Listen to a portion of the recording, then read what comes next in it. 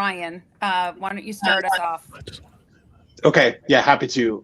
I mean, first, like this conversation is like a meal for my soul, Claude. So thank you so much. It's like so hard to find people that want to have these kind of conversations. I'm buying a lottery ticket today so I can work for you free at some point in the future.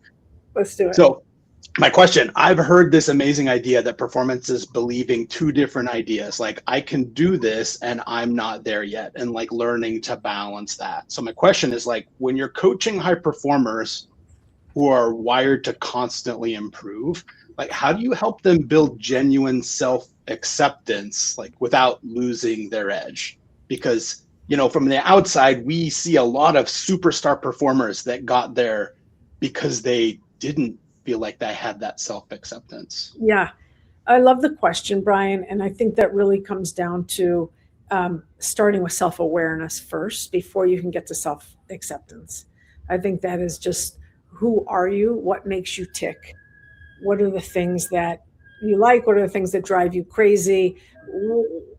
What triggers you? Those types of things. I think in order to get to self-acceptance, I do believe that you need to find evidence that you rock, and it might not be, you don't rock just because you have the highest sales numbers. You rock because you're a great human being. You rock because you share your thoughts with people. You rock because you're a mentor. So evidence and validation go hand in hand, I believe, with self-acceptance. And I'm not talking about the evidence out in the world that you just gave $1 million to charity water. That's fantastic if you did. I'm talking about just being a good human and having that evidence and knowing, because people want to spend time with you, or, you know, people say thank you when you're around, those types of things. I believe if you could get that genuine self-acceptance and you put that into the sandwich of you being a phenomenal high performer, then you have coherence there. Then you really are moving the needle. But it's that you got to have that awareness.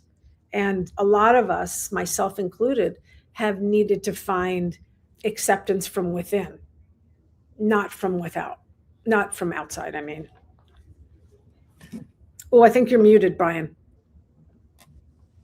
I'm back. Sorry, so to paraphrase really quickly before I hand it back off to our MC, use your identity to drive your outcomes. Don't look to your outcomes in order to inform your identity. We have to learn to flip the flow and say, like, what are we amazing at? And now look for overlap with how we can create value in our organization. Yeah, look within. I think if we're looking outside, that just creates disconnection from who we are.